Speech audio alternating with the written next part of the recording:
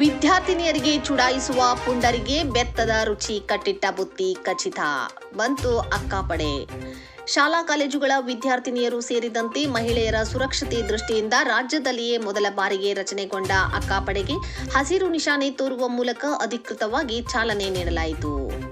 ಪ್ರತಿದಿನ ಬಸವ ಕಲ್ಯಾಣ ನಗರದ ಮುಖ್ಯ ರಸ್ತೆಯಲ್ಲಿ ಗಸ್ತು ತಿರುಗುವ ಈ ಅಕ್ಕಾಪಡೆಯ ಸಿಬ್ಬಂದಿಗಳು ಬಸ್ ನಿಲ್ದಾಣ, ಶಾಲಾ ಕಾಲೇಜುಗಳು ಮತ್ತು ಜನಸಂದಣಿ ಪ್ರದೇಶಗಳಲ್ಲಿ ಸಂಚರಿಸುತ್ತಾ ಮಹಿಳೆಯರನ್ನು ಚುಡಾಯಿಸುವುದು, ಕಿರುಕುಳ ನೀಡುವುದು ಸೇರಿದಂತೆ ಇತರ ಯಾವುದೇ ತರಹದ ತೊಂದರೆಗಳು ನೀಡುವುದು ಕಂಡುಬಂದಲ್ಲಿ ತಕ್ಷಣ ಪುಂಡ ಪೋಖರಿಗಳಿಗೆ ಅಲ್ಲೇ ತಕ್ಕ ಶಿಕ್ಷೆ ನೀಡುವ ಜೊತೆಗೆ ಅಗತ್ಯ ಬಿದ್ದರೆ ಠಾಣೆಗೆ ಕರೆತಂದು ಕಠಿಣ ಕ್ರಮಕ್ಕಾಗಿ ಮೇಲಾಧಿಕಾರಿಗಳಿಗೆ ಒಪ್ಪಿಸುವರು.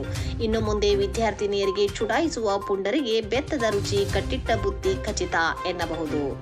ಮಹಿಳೆಯರ ಸುರಕ್ಷತೆಯ ಜೊತೆಗೆ ಮಹಿಳೆಯರು ಮತ್ತು ಮಕ್ಕಳ ದೌರ್ಜನ್ಯ ಕಾಯ್ದೆಗಳಿಗೆ ಸಂಬಂಧಿಸಿದಂತೆ ಶಾಲಾ ಕಾಲೇಜುಗಳು ಮತ್ತು ಬಡಾವಣೆಗಳಿಗೆ ಭೇಟಿ ನೀಡಿ ಜಾಗೃತಿ ಮೂಡಿಸುವ ಕೆಲಸ ಈ ಅಕ್ಕಾಪಡೆಯಿಂದ ನಡೆಯಲಿದೆ ಎಂದು ಪೊಲೀಸ್ ಅಧಿಕಾರಿಗಳು ಮಾಹಿತಿ ನೀಡಿದ್ದಾರೆ. ನಗರದಲ್ಲಿಯ ನಗರ ಠಾಣೆ ಆವರಣದಲ್ಲಿ ಆಯೋಜಿಸಿದ ಸಮಾರಂಭದಲ್ಲಿ ಹುಮ್ನಾಬಾದ್ನ ಡಿವೈಎಸ್ಪಿ ಜೆಎಸ್ ನ್ಯಾಮೇಗೌಡರ್ ಹಸಿರು ಧ್ವಜ ತೋರಿಸುವ ಮೂಲಕ ನೂತನ ಅಕ್ಕಾಪಡೆಗೆ ಚಾಲನೆ ನೀಡಿದರು.